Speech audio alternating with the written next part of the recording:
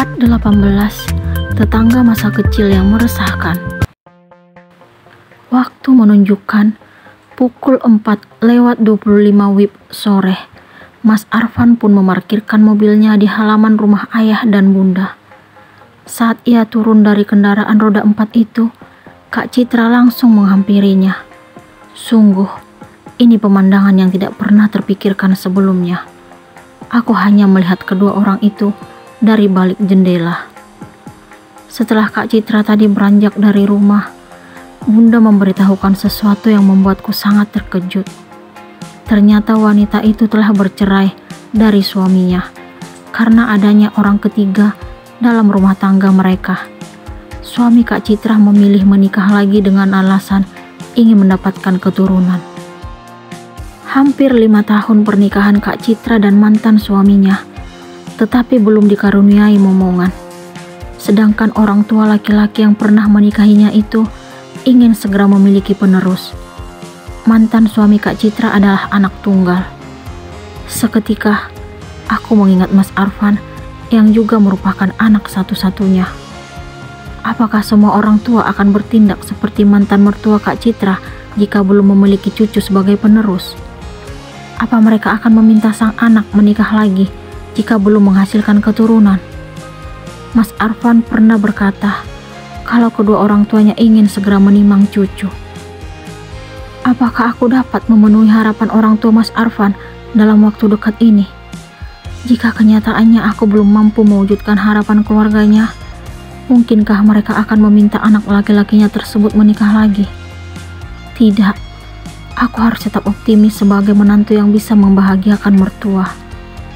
Papa dan mama mertua tidak mungkin memiliki pemikiran seperti itu. Mereka sangat menyayangiku.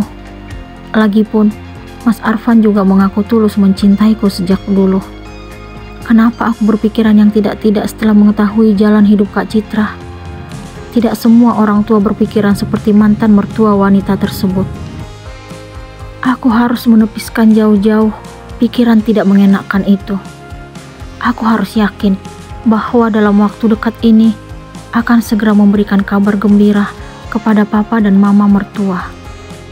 Walaupun saat ini aku belum menyelesaikan kuliah, tetapi jika memang yang kuasa memberikan anugerah hamil, aku akan tetap terima dengan ikhlas. Ngapain Citra samperin Arfan? Aku terkejut mendengar suara Bunda yang kini berada di belakangku. Bunda bikin Rena kaget. Kenapa kamu gak langsung nyamperin Arfan?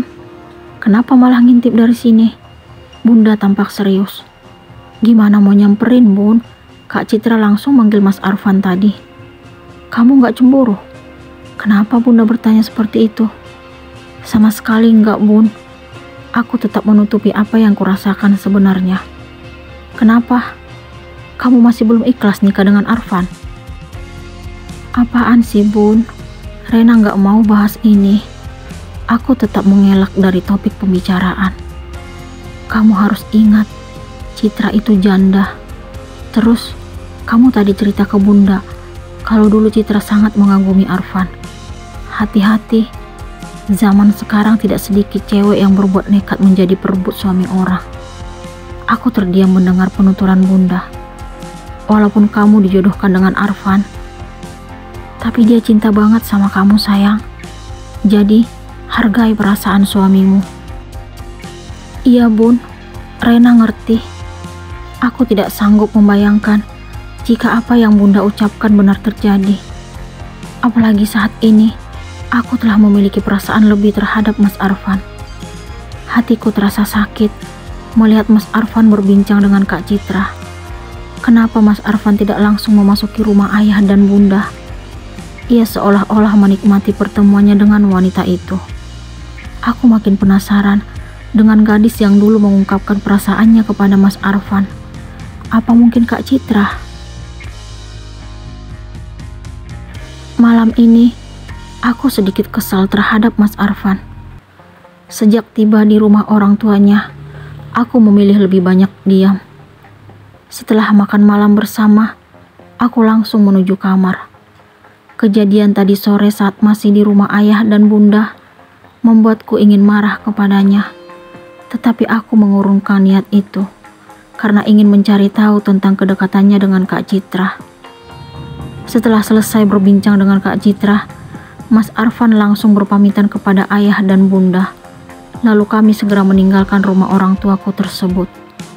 Sepanjang perjalanan, Mas Arfan beberapa kali mengingatkan agar aku menjauhi Kak Citra. Namun, ia tidak mengatakan apa alasannya. Aku merasa kalau Mas Arfan sedang menyembunyikan sesuatu. Ia berkata bahwa apa yang ia lakukan semata-mata hanya untuk kebaikanku. Entah apa yang ada dalam pikirannya. Bagaimana mungkin aku percaya dengan apa yang ia ucapkan tanpa adanya penjelasan? Hal itu justru membuatku berpikiran yang tidak-tidak terhadapnya. Tumben habis makan langsung masuk kamar. Ternyata Mas Arfan turut memasuki kamar. Lagi pengen nenangin diri aja. Aku memberikan jawaban sekenanya. Kamu kenapa sayang? Kamu marah dengan apa yang kita bicarakan tadi sore? Ia langsung duduk di tepi ranjang. Kalau aku marah, apa kamu akan cerita tentang kedekatanmu dengan Kak Citra? Aduh, aku keceplosan. Kenapa aku harus melontarkan pertanyaan itu? Apa yang akan ia pikirkan tentangku? Kamu cemburu sayang? Tuh kan, ia langsung mengejekku. Enggak, aku cuma heran aja. Aku tidak mungkin mengakui apa yang kurasakan sekarang. Heran kenapa? Aneh aja, kenapa tiba-tiba kamu melarangku dekat dengan Kak Citra? Emang salah ya dekat dengan tetangga? Aku ingin tahu jawabannya. Aku gak mau melihat kamu sakit hati sayang. Aku makin bingung mendengar penuturannya. Tidak ada penjelasan yang lengkap. Terserah kamu mas. Jangan sampai sikap dan ucapanmu membuatku merasa menyesal nikah denganmu. Akhirnya, aku pun mengatakan apa yang aku pendam sejak tadi sore. Kok kamu ngomong gitu sayang? Ia meraih tanganku, tetapi aku langsung tepiskan. Kemudian merubahkan tubuh dan membelakanginya. Apa rahasia yang Mas Arfan sembunyikan dariku? Apa yang ia bicarakan dengan Kak Citra tadi sore? Sejak kapan Mas Arfan dekat dengan wanita itu? Mungkinkah mereka memiliki hubungan khusus? Apalagi setelah Kak Citra mengaku mengetahui semua hal tentang Mas Arfan. Terus terang, aku sangat sedih malam ini.